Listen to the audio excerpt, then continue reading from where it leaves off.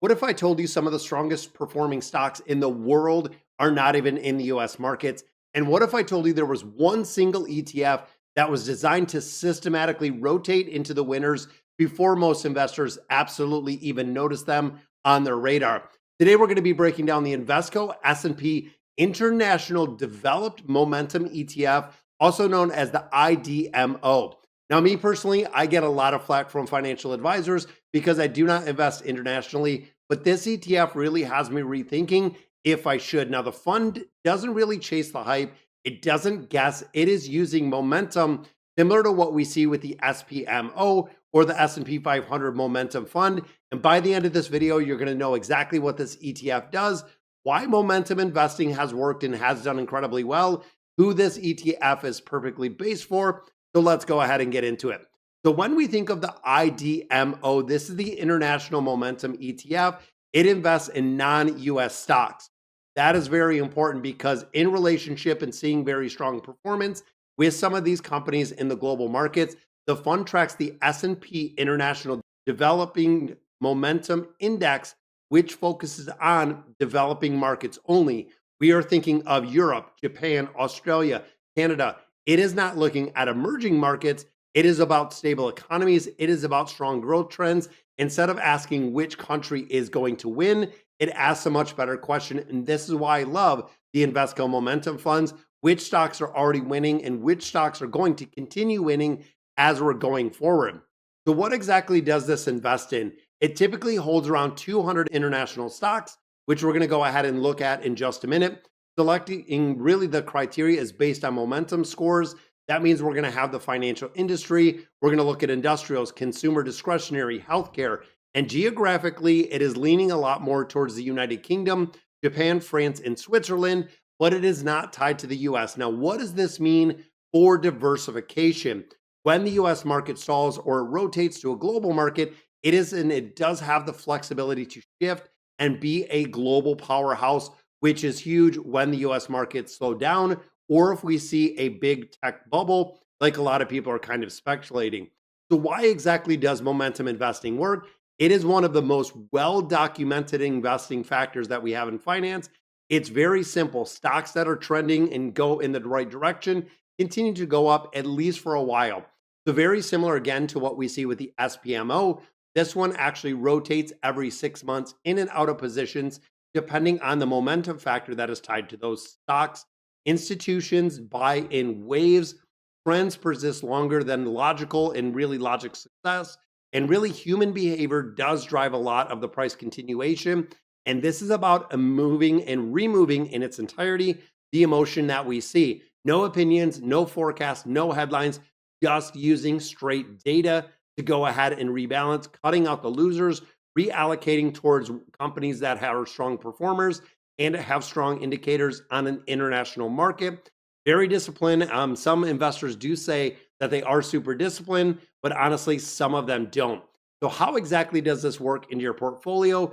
Some people say it is not a core replacement for the S&P 500, which I do not think it is at all. It is a satellite holding. It is a really strong diversification tool and really a return enhancer along the US markets that we have. And really the portfolio, if you're focused too much on the US markets, this is an ETF that you could actually look at. If you're way too tech heavy, the exact same thing. And if you're only dependent on the US economy, this again is something that could really change. Now, pros and cons to break it down before we do our side-by-side comparison. Global diversification. That is the big one. You are taking everything within this ETF and moving it outside of the US markets. Rules-based momentum strategy, which has worked incredibly well when it comes to Invesco. It really avoids the emotional decision-making and can outperform during market cycles, which I feel like we're going to have in the next couple years. Now, of course, some of the cons that we have in here could underperform the tech, could underperform the US markets in general. Higher turnover than a broader index fund like what we traditionally see. Momentums can adjust or reverse quickly. That is why this is, again, adjusted every 6 months. Not designed for income investors. This is a very heavy, solid growth-based ETF in the entirety. So let's hop over, guys, and I want to take a look at this and break it down, kind of a side-by-side comparison. And including in here is going to be the VOO. So here we are on ETF.com. Like I said, I want to compare the VOO. A lot of people have speculated that is kind of the US markets in the entirety.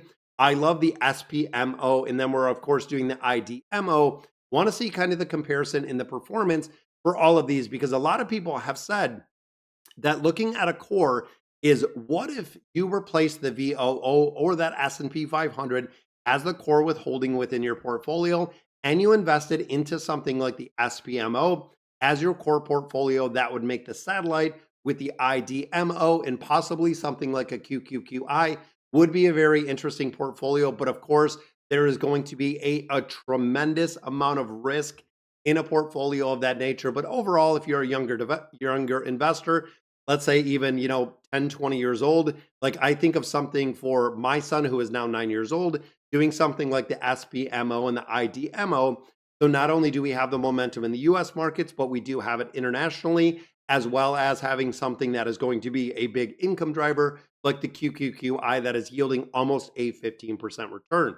So looking at right here, the guys, the AMU, 13 billion, as you can see in the SPMO, we're at 2.4 IDMO. So these are not very small funds. And you'll notice that when it comes to diversification, SPMO holding 101, the IDMO at the 183, and the VOO is now sitting at 508. Overall, we know it does hold the S&P 500 or the 500 largest companies within the United States. So this is where it gets interesting. And looking at the performance, when we start thinking of the VOO, you are talking US markets. When we look at the SPMO, you're looking at US markets. Then the IDMO is non US markets in its entirety. These are international, and it is only international. And as we see over the last 12 months, that the VOO had a 15% return, pretty crazy. SPMO at a 24%, international markets at a 35% return, which is kind of crazy when you start looking at the last 12 months and the return that they have going back to December 19. Pretty incredible to see the performance of the international markets, not only the US markets itself. I mean, if you're looking at 15% in the VOO, that is a pretty good return, but then a 24 to a 34%, that is kind of crazy. Then we start looking at bigger picture. And again, this is where it gets kind of interesting because we have the VOO, and I like looking at when we start thinking investing 3 years and 5 years. These are kind of the two key categories that I kind of look at are the 3 years and the 5 years. 3 year on the VOO is 22, 5 year at a 14. SPMO, you're looking at almost a 30% on the SPMO, looking at a 5 year around 19%. And then even in the international markets, 24% on the 3 year, 14.43 within the 5 year. So thinking about bigger picture, the SPMO has absolutely crushed it with the momentum that we see in the S&P 500. But even looking at the international markets with the Invesco S&P International, the developed market, 14.43. So it's right on par with the VOO. And I think as we continue to see rising and really some more of the tech-driven places, it'll be interesting to see what we have in the international markets. But when we start looking at tech, this again is kind of where it gets interesting. You can see expense ratio 0.25, so still relatively low over there. Does have a considerable amount of holdings of 183. Then we look at the top holdings. Now remember, all of the companies that we see over here on the far right are held at a pretty low percentage, 3.5, 3.44, I mean 2.9. But you'll also notice that a majority of these companies that you do hear about are not US based. HSBC, Rolls-Royce is in there, Allies. You can see Shopify in there. You have Unicredit, Commonwealth Bank of Australia. These are going to be an instant diversification because if you're putting this in your portfolio and thinking about 10, 20%, there will be zero overlap with the US markets. There will be zero overlap with the S&P or this SPMO. They are not going to have any overlap at all in its entirety, which is kind of interesting as well, because when we start breaking it down, what exactly this does hold, you'll notice that down here, finances, 52% of this is in the financial markets. Now, of course, this is spanning a bunch of different countries that we have in here, but you'll notice electronic technology and technology services, we're in the VOO and the SPMO. Those are the by far the big and really the two biggest, largest driving factors that we see within the marketplace itself, all driven by tech. IDMO is all driven by finance. You can see right there 51%. So it's very interesting to see kind of the shift of where these are held. And then, of course, looking at even the P&E ratio, 15 versus 28 and 30. This is where a lot of people are saying that we're getting really, really overvalued when it comes to breaking out and looking at the tech sector itself. So if you're looking at getting out and really building out some of that diversification, it can really make a big difference on exactly how this is going to be kind of broken down. And looking at this ETF itself with the IDMO, it is very interesting. So of course, you don't need to predict the future to invest very well, and making it incredibly easy. And again, this is going to give you some of that exposure into those international markets. You need a repeatable system. You need that global flexibility that this is providing. And of course, letting patients take the work and really do the guesswork out of it. It really does deserve a spot on your watch list. It is something that I did add to my portfolio. I built a portfolio out for my 10-year-old, which again is going to be pretty interesting. So let me know down below, are you very bullish on international stocks? The cycle is going to move that way. Are you sticking with the US only? If you found this breakdown helpful, let me know in the comments. If it makes you think kind of differently about diversification, definitely like the video, subscribe to the channel. We are building wealth with clarity, not noise that we see within the markets. And I'll catch you in the next one.